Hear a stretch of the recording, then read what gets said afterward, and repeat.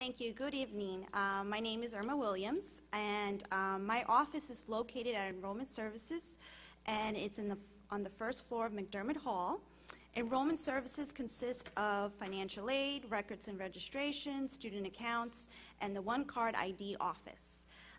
This evening, I will provide you with some general essential information that will help you succeed at your journey here at St. Peter's College. Okay. Registration. If students attend in a semester which consists of 15 weeks from September through December, 9 credits is considered full-time, therefore 4.5 is considered half-time. If you attend a trimester term, which consists of 10 weeks, which is from September through November, 6 credits is considered full-time, which means 3 credits is half-time. And Pablo will later on mention the importance of how to keep half-time and full-time. What's the importance of that? You also have the opportunity to register in person at our office at Enrollment Services, but also online using our Spirit Online account. During the first week, you may register, add, drop classes on the web. Later on, Information Services will help you create a username and a password where you can do these things online. If you wish to drop for courses, please visit our financial aid office in Enrollment Services because this may affect your financial aid. What I was mentioning before, the online access. Once you set up an account, you may use our Spirit Online. You may view your financial account summary, make credit card payments, print your bill, class schedule, grades, unofficial transcripts, and of course register for classes. We have many payment options here at the college. One of them is you can make monthly payment plan, 5 payments for those that attend during a semester, and 3 for those that attend during a trimester term. We accept cash, check, credit card, forms of payment here at Enrollment Services, or you can pay online. Another option that we have that's very popular is what we call the company deferment promissory note. If your employer offers students, their employees, tuition reimbursement program, we will not ask students for payments right away. We understand that you will not receive reimbursement until the end of the term. You have the option of giving us your credit card as collateral. We will charge the credit card not until 30 days after the term ends.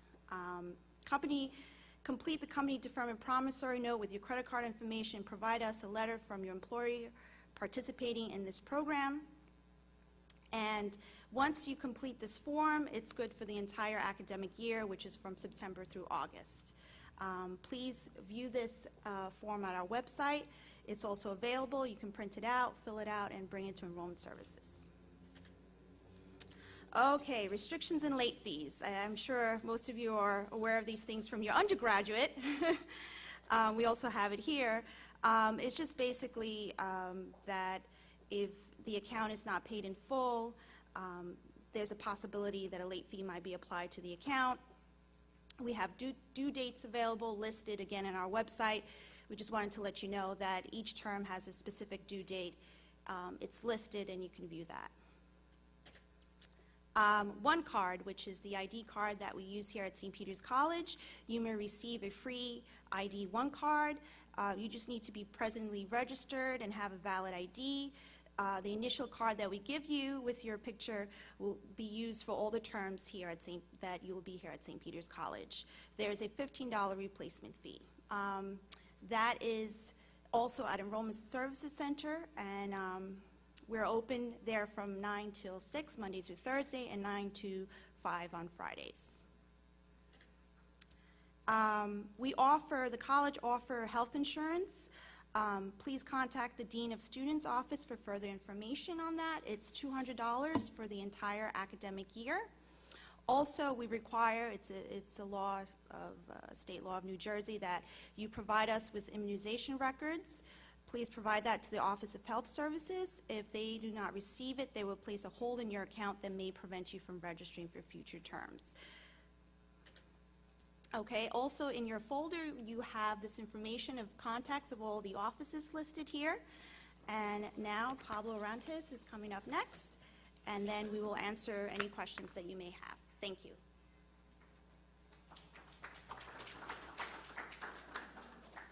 How you doing, folks? All right. Finance and your education. I know a lot of students say, well, I'm into my graduate program or my doctorate program. Why would I need to fill out my FAFSA if I don't qualify for federal aid? Well, federal aid does not include just free financial aid. It also includes federal loans. So if you are looking to borrow any form of federal loans, you will need to fill out this application in order for us to provide you these loans. Just to give you some information about the FAFSA application and regarding that, the loans, if you haven't done one before, the application is free. So for those of you who have not done one before, do not go to FAFSA.com. They will charge you money, and then you will come back and say, I paid, and I'll say, well, can't do anything about it. It's actually free. If you go to FAFSA.ed.gov, you can actually fill it out online. You could also do it on paper, but that will take a little longer, close to 2 weeks. So as long as you have a PIN number, which should be the same one if you did it, if you had one as an undergraduate student, you should be able to use the same number again. If you do not remember what your number was, you can actually go to the FAFSA PIN website, which is pin.ed.gov, retrieve that number, or if you don't remember what it is, you can create a brand new number just to obtain that. Just remember it takes 2 days for that number to be activated. Like I said, it's offered in English and Spanish, and like I said, you can actually do it in paper, but again, please do it online. It's a lot faster, and especially at this point in time, if you haven't done it yet, we want to get you done as soon as possible.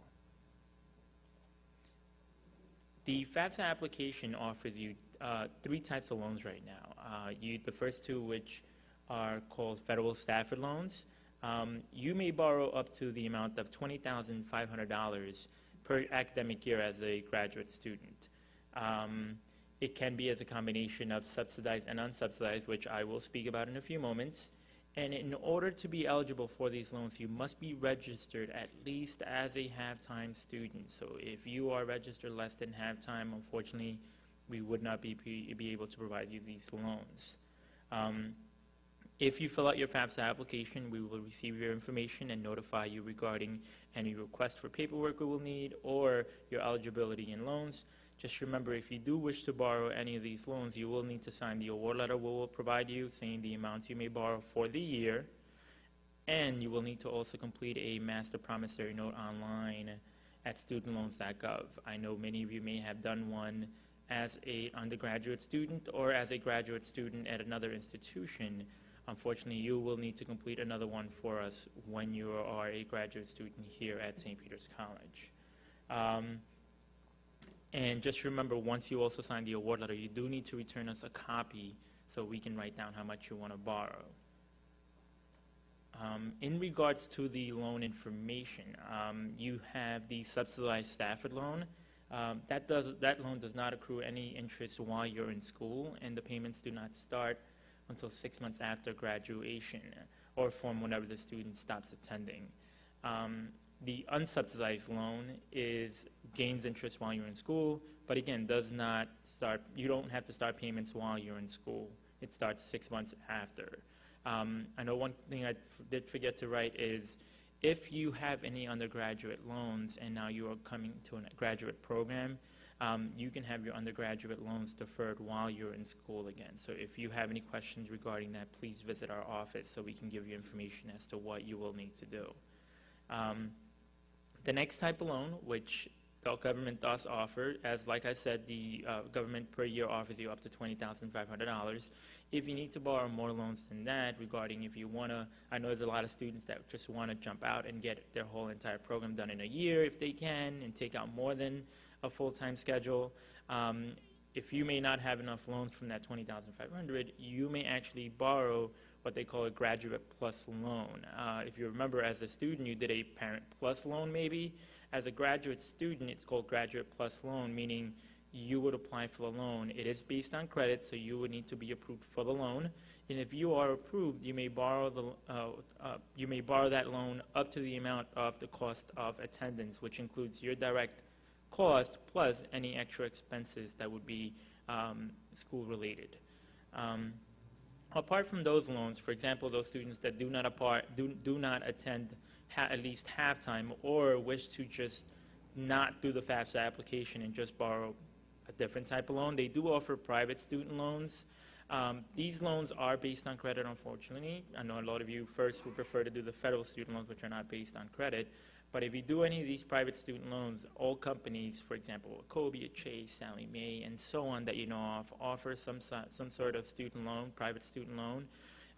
All of these companies have different options regarding payments and regarding interest rates. So if you are interested in any of those loans, you can come to our office. We can provide you information about some of those loans. If not, you may ask us to see if any company that you know of does provide it, and we will find out for you. Again, if you have any questions regarding any of these questions, you can come to our office, or you may ask us any of those questions in the next few moments. Thank you.